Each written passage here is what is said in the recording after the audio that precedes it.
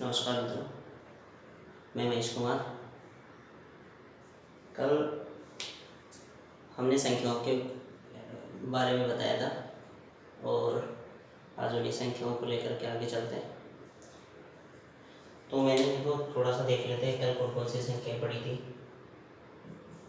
कल मैंने बताया था प्राकृत संख्याओं के बारे में, दूसरा बताया था पूर्ण संख्या, ठीक है। फिर है पूर्णांक संख्या, फिर उसके बाद है ये तीन संख्याएं तो हमने पढ़ ली थी, लेकिन अब चौथी जो संख्या आ रही है ना वो आ रही है परिमेय संख्या। कौन सी? परिमेय संख्या। इसको इंग्लिश में कहेंगे रेशनल नंबर। क्या कहेंगे? रेशनल नंबर, ठीक है। तो ये संख्या क्या होती है वो देखो। परिमेय संख्या वो संख्या होती है जिन्हें P/Q के रूप में लिखा जाता है। किसमें? P/Q के रूप में लिखा जाता है। जहां और परिमेय संख्या को Q से प्रदर्शित करते हैं, ठीक है ना। Q से प्रदर्शित करते हैं तो P/Q के रूप में जो लिखा जाता है, अर्थात P तो यहाँ अपना अंश होगा, Q होता है हर, ठीक है ना। तो ऐसी संख्या जिन्हें P/Q के रूप में लिखा जाता है वो परिमेय संख्या। जहां एक कंडीशन है कि Q का मान क्या नहीं होगा? 0।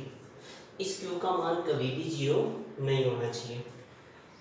एवं साथ ही P/Q एक क्या होगा? पूर्णांक संख्या। क्या होगी? पूर्णांक संख्या। देखो मैंने आपको बताया कि पूर्णांक संख्या के बारे में हम जानते हैं क्या क्या होती थी। सभी ऋणात्मक संख्याएं, सभी धनात्मक संख्याएं, सभी धनात्मक संख्याएं और साथ में शून्य भी होता था। ये सब क्या है? क्या है ये सब? पूर्णांक संख्या। इनको हम जब पूर्णांक संख्या बोलते हैं तो मैंने क्या रिप्रेजेंट किया यहाँ पर? P और Q दोनों ही क्या है? पूर्णांक संख्या। तो P भी इन सब में कुछ भी हो सकता है, Q भी कुछ भी हो सकता है, लेकिन कंडीशन में आ गई कि Q का मान कभी 0 नहीं होना चाहिए। समझ में आएगा? Q का मान 0 क्यों नहीं होना चाहिए? कल मैंने आपको एक बात और बताई थी कि किसी भी संख्या में अगर शून्य का भाग देते हैं तो वो एक अपरिभाषित रूप प्राप्त होता है, ठीक है ना।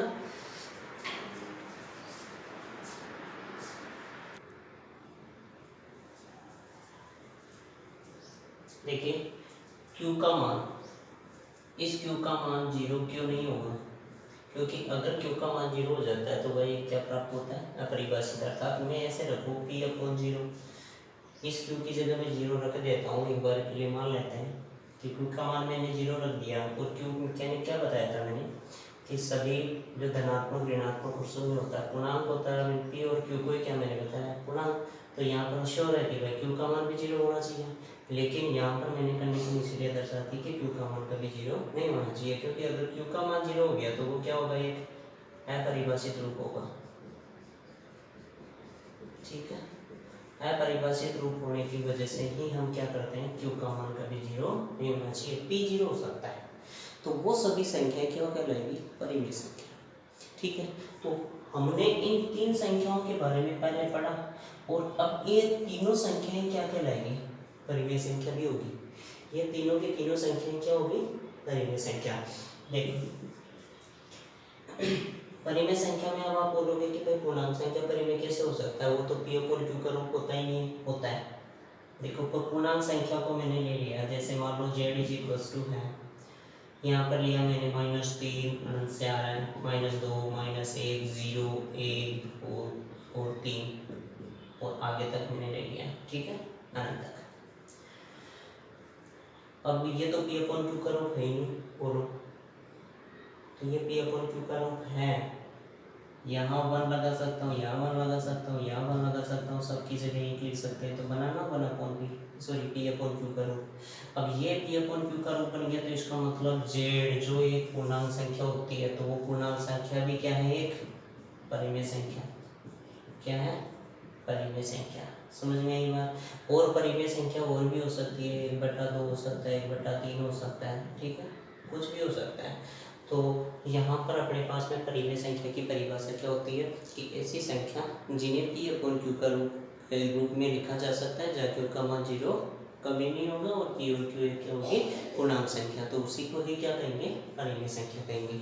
देखो अपने इसी चैप्टर में, सेकंड चैप्टर में एक और आता है दशमलव प्रसार। दशमलव प्रसार मतलब परिमेय संख्याओं का दशमलव प्रसार किस रूप में होगा, वो दशमलव प्रसार 2.4 में मिलेगा। तो हम इसके बारे में डिस्कस बाद में करेंगे, ठीक है, जब 2.4 की बारी आएगी। तो हम थोड़ा सा जनरली मैंने बता दिया कि परिमेय संख्या इस रूप में होती है, ठीक है। आगे देखो, इसके बाद में आता है पांचवी, जिसको बोलेंगे अपरिमेय संख्या। कौन सी, अपरिमेय संख्या। अपरिमेय संख्या क्या होगी, अपरिमेय संख्या को इंग्लिश में बोलते हैं इरेशनल नंबर।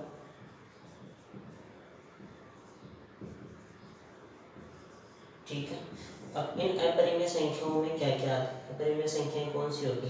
देखो अपरिमेय संख्याओं के बारे में जानने से पहले सरल भाषा में मैं बता दूं, अगर किसी संख्या में किसी दूसरी संख्या का भाग देते हैं, ठीक है, और भाग देने के बाद में अगर उस दशमलव की संख्या आ जाती है, आंसर में जो भागफल आता है ना, एक दशमलव के रूप में चलता है, पॉइंट के रूप में चलता है, तो दशमलव के बाद में अगर अलग अलग संख्याएं और बारी बारी से भाग जाता रहे, तो वो संख्या तो क्या होती है, अलग अलग संख्या, मतलब किसी संख्या रिपीटेशन नहीं होना चाहिए, सारी की सारी दशमलव के बाद में अलग संख्या और भाग फिर भी भाग आगे तक जाता रहे, तो वो संख्या होती है अपरिमेय संख्या। और अपरिमेय संख्या और कौन सी होगी, जैसे आप जानते हैं कि अभाज्य संख्या कौन सी होती है, अभाज्य संख्या, और सभी अभाज्य संख्याएं होगी, सभी अभाज्य संख्याओं का वर्गमूल, सभी अभाज्य संख्याओं का वर्गमूल ही क्या होगा, एक परिमेय संख्या होती है, ठीक है।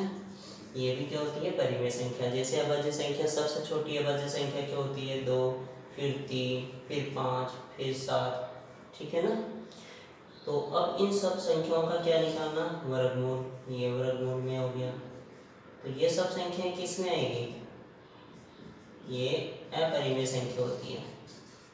कौन सी होती है, अपरिमेय संख्या। जब 2.4 और सोल्व करेंगे तब उसके बारे में डिस्कस करेंगे। और इसी के साथ में देखो अपरिमेय संख्याओं में और क्या आता है, पाई। पाई भी क्या है, अपरिमेय संख्या होती है। पाई भी क्या है, अपरिमेय संख्या। ये पाई अपरिमेय संख्या होती है। और कई लोग ऐसे कहते हैं पाई का मान 22/7 होता है, वो तो वैल्यू रखते हैं, कांस्टेंट है, ये भी कांस्टेंट है। वो अपन है ना क्वेश्चन की सॉल्यूशन जब सर्किल वाला चैप्टर स्टार्ट करेंगे उस टाइम में बताऊंगा कि पी का मान 22/7 कैसे होगा, ठीक है। तो लेकिन पी का मान 22/7 होता नहीं है, फिक्स वैल्यू नहीं है कि पाई का मान है ना 22/7 होता है ना। ये पाई का मान है ना, मतलब अप्रोक्सीमेट वैल्यू होती है 22/7 के। अप्रोक्सीमेट का मतलब होता है लगभग बराबर होता है 22/7। कभी भी पाई का मान 22/7 फिक्स वैल्यू नहीं होती। ये तो पाई तो ये क्या होती है, परिमेय संख्या, और ये वैसे देखा जाए ना तो 22/7 क्या होती है, परिमेय संख्या, ठीक है। वैसे 22/7 क्या है, p/q का रूप 22/7 क्या है, एक परिमेय संख्या, और पाई क्या होती है, अपरिमेय संख्या। तो आप ही बताओ ना, परिमेय और अपरिमेय बराबर होगी क्या, नहीं, कभी नहीं होती। तो यहाँ पर ये पाई तो अपरिमेय संख्या होती है और 22/7 क्या है, परिमेय संख्या, तो इस बराबर कैसे कर सकते हैं, नहीं ना। तो ये बिल्कुल मतलब लगभग बराबर मान के जाता है, नहीं बहुत ही कम डिफरेंस होता है इनमें, तो इसको लगभग बराबर होता है। इस वजह से यहाँ पर पाई का मान 22/7 रख करके क्वेश्चन का सॉल्यूशन करते हैं, ठीक है। लेकिन हमेशा ध्यान रखना, पाई का मान कभी भी 22/7 नहीं होता, पाई लगभग बराबर 22/7 के होता है, अप्रोक्सीमेट वैल्यू होती है 22/7 पाई बराबर। समझ में ये बात, ठीक है। तो ये पूरा कंसेप्ट था अपने पास संख्याओं के बारे में। अब उसके बाद परिमेय, अपरिमेय, अपरिमेय के बाद में जो आता है ना, ठीक है, अपरिमेय के बाद में जो अपना चैप्टर है वास्तविक संख्या, और वास्तविक संख्याओं के बारे में देखते हैं। ठीक है, तो करते हैं, देखो वास्तविक संख्या।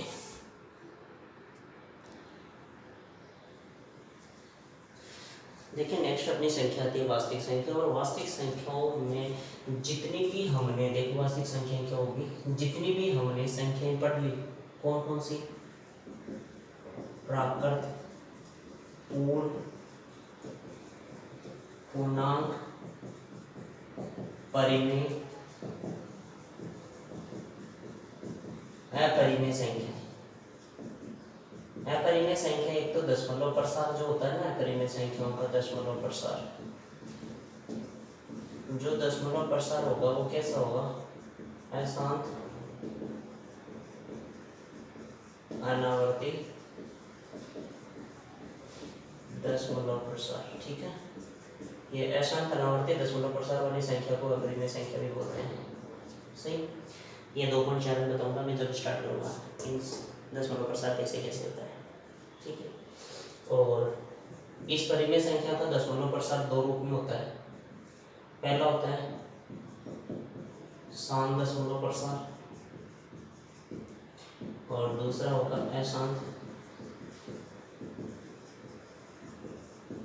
आवर्ती दशमलव प्रसार। ठीक है ना, ये जब सारी की सारी संख्याएं होगी, ये सब संख्याएं किस में शामिल होती है, वास्तविक संख्याओं में, अर्थात इन सब संख्याओं को क्या बोल सकते हैं, वास्तविक संख्या। और वास्तविक संख्या को कैसे रिप्रेजेंट करेंगे, कैपिटल आर से। किसे करेंगे, कैपिटल आर से, जो ये सब संख्याएं शामिल होंगी। सही, या वास्तविक संख्या एक तरीके से देखो, जैसे मान लेते हैं फॉर एग्जाम्पल के तौर पे, ये अपनी एक रेखा है। ठीक है, और इस रेखा पर हम संख्या प्रदर्शित करते हैं। जैसे यहाँ पर मैंने 0 ले लिया, यहाँ 1 ले लिया, यहाँ 2 ले लिया, यहाँ 3 ले लिया, यहाँ -1, यहाँ -2, यहाँ -3, ये सब पूर्णांक संख्याएं होती हैं। ये पूर्णांक संख्याएं वास्तविक संख्या तो होती है, लेकिन वास्तविक संख्याओं में और क्या क्या आता है। ठीक है, तो यहाँ पर देखिए, ये जो संख्या है अपने पास, यहाँ पर मैंने पॉइंट लिखा, यहाँ आ गई कोई संख्या, पेन की नोक इस रेखा पर जहाँ कहीं भी टच हो जाती है और एक पॉइंट मिल जाता है, इस पॉइंट को क्या कहेंगे, वास्तविक संख्या है। भाई यहाँ पर इस संख्या रेखा पर कुछ ना कुछ संख्या तो होगी इस जगह, चाहे दशमलव में है चाहे किसी में भी है, लेकिन कुछ ना कुछ संख्या है, उस संख्या को एक वास्तविक संख्या कहेंगे। क्या कहेंगे, वास्तविक संख्या। अब इस वाले पॉइंट की जगह कोई संख्या होगी तो उनको कोई जरूरी है क्या, इनको प्राकृत कहें, पूर्णांक नहीं, पूर्णांक भी नहीं होगी, परिमेय भी नहीं होगी, अपरिमेय संख्या भी नहीं होगी। ठीक है, तो यहाँ पर अशांत का रूप जा सकता है, शांत का रूप जा सकता है, किसी में भी रूप में आ सकती है, लेकिन इन पॉइंट के बाद, जैसे मान लिया मैंने एक कोई संख्या है 0.0000000, ऐसे है ना, बहुत सारे जीरो लगा के अगर कोई एक भी लगा दिया ना, तो ये भी एक किस में कैलकुलेट होती है, वास्तविक संख्या में। किस में होती है, वास्तविक संख्या, वो भी एक वास्तविक संख्या होगी। ठीक है, सारी मतलब किसी भी कोई सी भी सब संख्याएं, ये सारी अशांत, शांत, अनावर्ती, आवर्ती वाली सब संख्याएं किस में आती है, वास्तविक संख्या में। अर्थात इसका मतलब ये हो गया कि वास्तविक संख्याओं में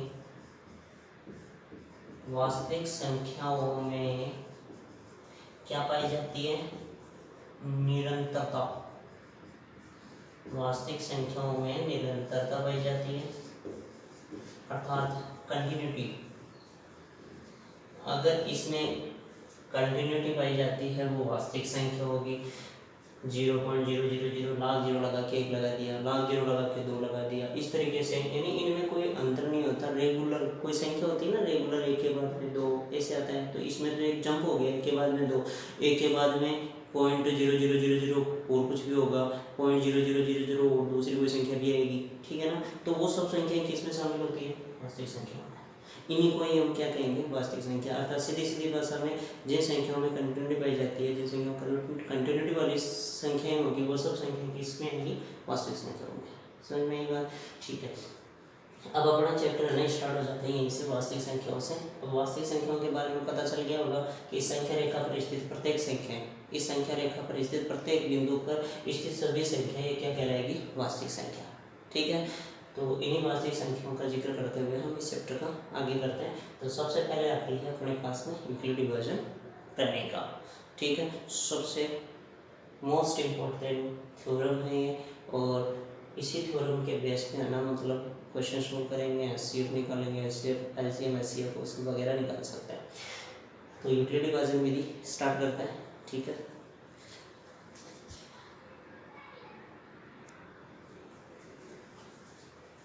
देखिए इस चैप्टर में हम आता है यूक्लिड डिवीजन प्रमेय का, और इस यूक्लिड डिवीजन प्रमेय का इसी के बारे में एक क्वेश्चन, एक नंबर का क्वेश्चन पूछा जा सकता है एग्जाम में कि यूक्लिड डिवीजन प्रमेय क्या है, इसके बारे में बताओ। ठीक है, तो थोड़ा सा हिंट में दे देता हूँ और बाकी एक्सप्लेनेशन फिर करते हैं।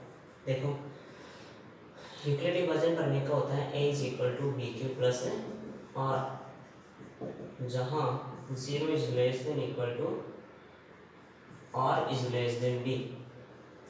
a क्या होता है, भाज्य,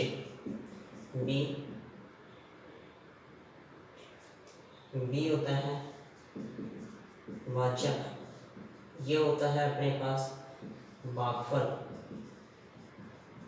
और ये क्या होगा, शेषफल।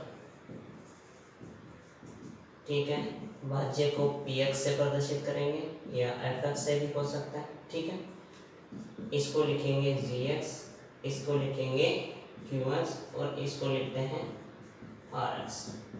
ठीक है, इस तरीके से रिप्रेजेंट करेंगे।